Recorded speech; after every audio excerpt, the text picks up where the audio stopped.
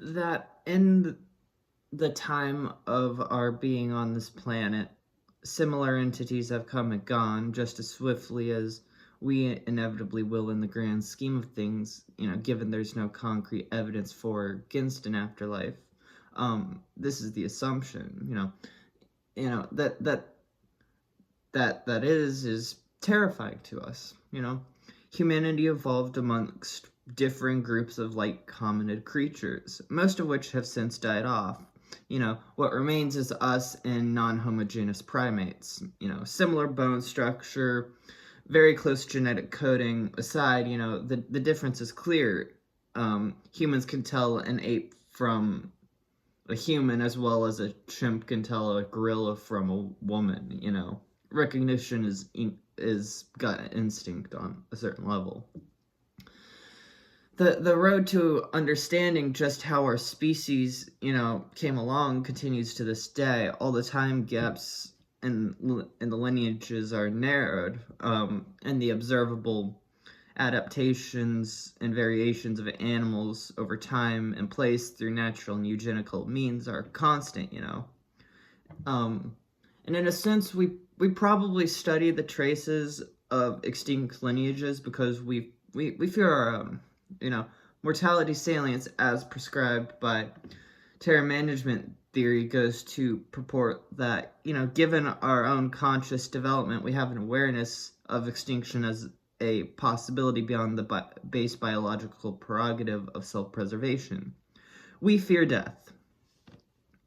We also fear things that liminally resemble human beings. The uncanny valley, which is now more prevalent as a concept, as a result of internet horror community's fascination with the aesthetics and developments in the field of AI in recent years. The uncanny valley is the hypothesis grappling with that sort of thought. Why things that appear human but clearly are not, even if looking at it unnerves people, making sense aesthetically, at least on face value. Like attracts like, until there's something amiss, but you can't quite place what. Kind of like they think of a corpse at an open casket funeral. Throughout our cognitive existence, we have created many explanations for that occurrence in the scheme of the universe. Most have fallen into myths of antiquity and anthropological study, folklore, and even reinterpretation to match up to modern understanding of the natural world. Like currently, even while sitting on flimsy scale, Darwin's dice and creationism sit on relative agreement. Myths surrounding the origin of not only our species but the subsequent world and living existence as a whole, arose from our development asking two fundamental one-word questions: how and why.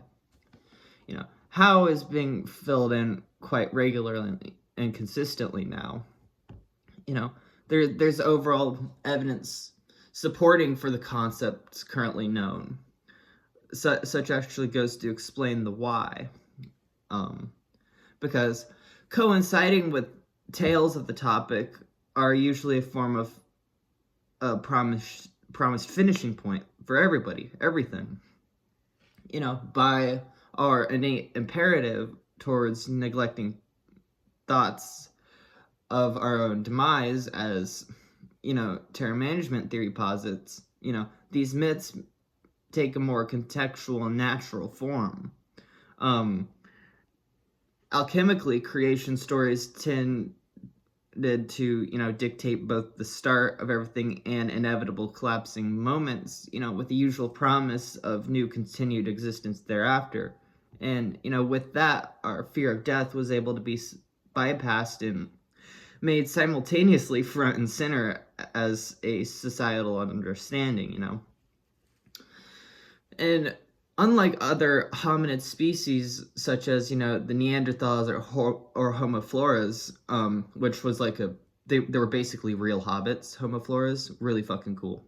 Homo sapiens survived. However, with the advent of most relevant creationism, coming about in the last 2,000 years or so with the Abrahamic faiths taking hold, The model was set, though not as prevalent due to a large amount of general biblical literalism and being negated in favor of synthesizing reinterpretations of Genesis to the modern understanding of evolutionary process and archaeology.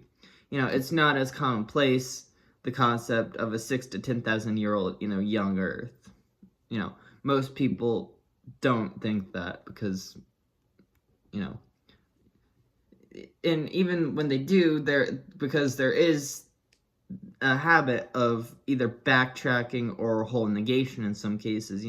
Ken Ham and his massive arc exhibition being a poignant example. The closing gap in general based perspective, the debate between creationism and evolution is rather irrelevant here, however, and overall done to death to a counterproductive conclusion all around at this point. Aside the motives behind understanding the impulse, permeating it is just a human grandiosity around our cognitive development, resulting technological advancements in civilization, a touch of the uncanny valley, and to tie it all together, terror management. Not quite Homo sapiens, we inhabited lands with going the way of the dinosaurs, reminds us that we are mortal. If they could go extinct with the only ones to remember us being us, as far as we know, so could we.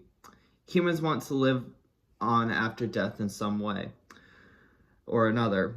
In the end, extinction is inevitable, not a positive or a negative, just a natural inheritance.